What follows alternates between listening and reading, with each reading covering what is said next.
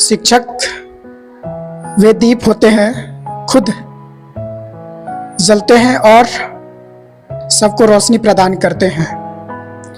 शिक्षक खुद सूर्य की तरह चलते हैं ताकि जो उनके विद्यार्थी हैं वे चमकते रहें और समाज में नाम रोशन करें।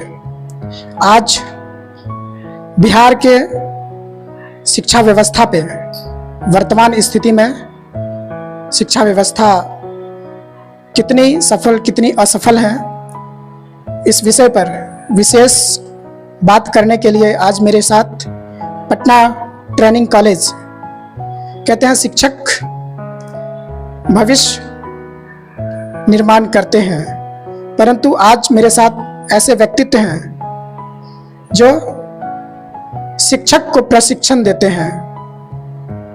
सर्वप्रथम डॉक्टर विनय सर, आपका हार्दिक स्वागत है। बहुत बहुत धन्यवाद अमित जी, और आपको भी बहुत बहुत बधाई कि आप इस पॉडकास्ट के माध्यम से अपने समाज को कुछ लाभ पहुंचाना चाहते हैं। अपना प्रश्न कर सकते हैं, लीजिए। सर, जैसे अभी स्थितियां हैं, प्राथमिक शिक्षा की बात करें तो अभी भी समाज में शहरी क्षेत्र को छोड़ दिया जाए तो बच्चे प्लेट के लिए जाते हैं स्कूल, ना कि स्लेट के लिए। तो अच्छी गुणवत्ता कैसे प्राप्त होंगी, अच्छी शिक्षा कैसे बच्चों को प्राप्त होंगी, क्या करना चाहिए सरकार को? बहुत अच्छा प्रश्न है आपका। आपने कहा कि ग्रामीण क्षेत्र के अधिकांश बच्चे जो प्लेट लेके जाते हैं, यानी वो एमडीएम खाने के लिए जाते हैं। उनके पास स्लेट नहीं रहता है, पढ़ने के लिए जो उसको आधारभूत संसाधन चाहिए उसकी कमी है। इसके पीछे जो हमारी शिक्षा व्यवस्था है वो काफी हद तक जिम्मेवार है। ऐसा नहीं है कि अगर एमडीएम बंद कर दिया जाए तो हमारे राज्य के शिक्षा व्यवस्था, खासतौर पे जो क्लास 1 to 8 तक के बच्चों को जो एमडीएम दिया जाता है वो बहुत उसके बंद कर देने से शिक्षा व्यवस्था बहुत सुधार हो जाएगा। उसके ऊपर तो एमडीएम नहीं दिया जाता है। 9th क्लास से लेकर के 11th 12 यहाँ तक कि कॉलेज एजुकेशन में भी किसी तरह का एमडीएम नहीं है, फिर भी यहाँ की भी व्यवस्था खराब है। तो इसके पीछे कहीं ना कहीं जो भी लोग हैं उसमें ज्यादातर जिम्मेवार हमारे शिक्षक हैं। क्योंकि शिक्षकों के सामने एक समस्या ये रही है कि शुरुआत से ही उनकी नियुक्ति होती है और नियुक्ति के समय ही से ही उनका जो ध्यान है वो पूरा का पूरा अपने अधिकार के प्रति, अपने अधिकार को पाने के लिए वो सरकार और समाज से, ज्यादातर सरकार से ही वो मतलब मुखर होते हैं, लड़ते हैं और मांग करते हैं।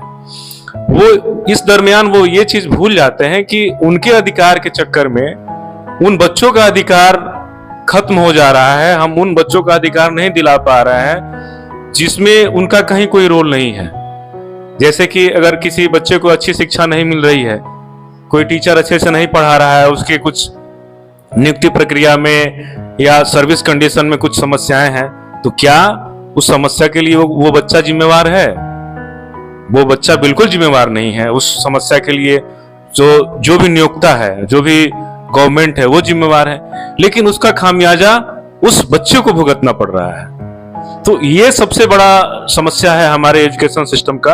क्योंकि अगर एक शिक्षक चाहे, आप देख रहे हैं कि बहुत पहले से शिक्षा के लिए जो समर्पित लोग रहे हैं वो कम से कम संसाधन में अच्छी से अच्छी शिक्षा देते रहे हैं। क्या हमारे देश में जो चाणक्य हुए, आर्यभट्ट हुए, बहुत सारे ऋषि महात्मा हुए, उनके पास कोई साधन था? कोई साधन नहीं था, लेकिन ऐसे ऐसे लोगों को उन्होंने गढ़ा, इस संसार को दिया जिन्होंने पूरे संसार का मार्गदर्शन किया।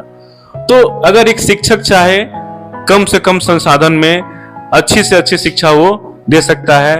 हम उन बच्चों को छोड़ रहे हैं भगवान भरोसे, जो खुद अपना अधिकार नहीं जानते हैं, ना ही वो अपना अधिकार मांग सकते हैं, वो बस आपके भरोसे हैं, आप ही उनके भगवान हैं। तो जब तक शिक्षक आगे बढ़ के नहीं आएंगे, शिक्षण के पास जो भी शिक्षण कौशल नहीं होगा, क्योंकि शिक्षक के पास भी बहुत सारी समस्याएं हैं और शिक्षकों की बहुत सारी श्रेणी है। बहुत सारे लोग जो नियोजित हुए उस समय तो बस मैट्रिक इंटर पे ही नियोजित हो गए, इन सर्विस टीचर्स ट्रेनिंग किए, है ना। बहुत सारे लोग इधर से, हमको लग रहा है कि आरटी एक्ट लागू हुआ, उसके बाद टीईटी आया, उसके बाद भी अनट्रेंड लोग बहाल होने लगे। फिर एक जो छूट मिली थी 5 साल की एनसीटीई के माध्यम से बिहार सरकार को, वो छूट खत्म हुई, तब जाकर के ट्रेंड लोगों की नियुक्ति हुई। उस ट्रेंड लोगों की नियुक्ति के प्रक्रिया के क्रम में भी जो नियोजन इकाई थे, नियोजन इकाई भी बहुत पारदर्शी तरीके से नियुक्तियां नहीं कर पाई, उसमें नियुक्ति नहीं हो पाई, लोगों की पोस्टिंग नहीं हो पाई। आसपास के लोग ज्यादातर जो मतलब जिनका घर नजदीक होता है विद्यालय से, वो अच्छे तरीके से उनको शिक्षण करना चाहिए लेकिन कर नहीं पाते हैं, क्योंकि उनके पास जिम्मेदारी बढ़ जाती है। तो इस वजह से बिहार की जो शिक्षा व्यवस्था है कहीं ना कहीं बेपटरी हुई है। अभी स्थिति यह है कि शिक्षकों को विशेष शिक्षक का दर्जा दिया गया है, बहुत सारे लोग बीपीएससी के माध्यम से बहाल हुए हैं, तो कहीं ना कहीं योग्य शिक्षकों की संख्या बहुत ज्यादा बढ़ गई है। ऐसे तो सारे शिक्षक योग्य हैं, लेकिन योग्यता को बनाए रखना पड़ता है ना। बहुत सारे शिक्षक अपनी योग्यता को खो चुके हैं। क्यों? क्योंकि वो अपने शिक्षण कौशल का, शिक्षण विधि का उपयोग बच्चों के पढ़ाने, शिक्षण अधिगम प्रक्रिया में नहीं कर पाते हैं। यह मुख्य वजह है कि वो अपनी योग्यता खो चुके हैं। इसके लिए समाज के लोगों के साथ साथ शिक्षकों को भी सकारात्मक सोच रखना होगा और समय के साथ जो बदलाव हो रहे हैं उसको एडॉप्ट करते हुए शिक्षण व्यवस्था को सुचारू रूप से चलाना होगा। तो यही मुझे समस्या लग रहा है। आगे बहुत सारी समस्याएं हैं, लेकिन मुख्य समस्या यह है कि अगर एक शिक्षक चाहे पढ़ाना तो दुनिया की कोई ताकत ऐसी नहीं है जो उसको रोक सके। अभी हम लोग सोशल मीडिया के माध्यम से देखते हैं कि बहुत सारे जो टीचर हैं बहुत इनोवेटिव हैं, अपने शिक्षण कौशल और टीचिंग का जो प्रदर्शन है सोशल मीडिया के माध्यम से करते हैं, जो काफी सराहनीय है।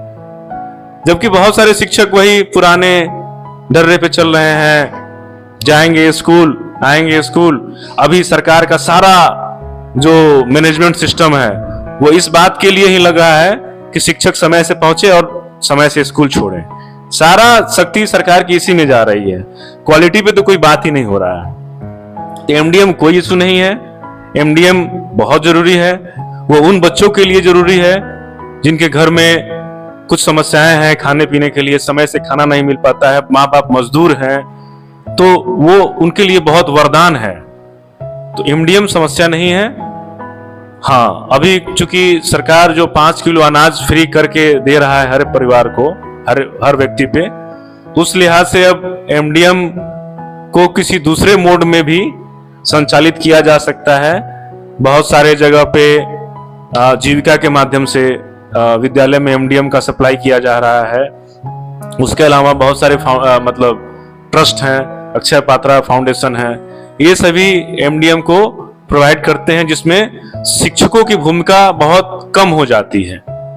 ठीक है, तो ये सब चीजें हैं। एमडीएम मुझे लगता है कि समस्या नहीं, समस्या को हल करने का एक बहुत उचित उपाय है। चूंकि एमडीएम आने से बच्चों का इनरोलमेंट रेट बढ़ा है, विद्यालय में नामांकन बढ़ा है। ये बात बहुत महत्वपूर्ण है। पहले क्या था कि बच्चे आते थे, उनका ड्रॉप आउट हो जाता था, वो विद्यालय से निकल जाते थे, नहीं पढ़ पाते थे। लेकिन एक एमडीएम वजह है जिससे बच्चों का नामांकन बढ़ा है।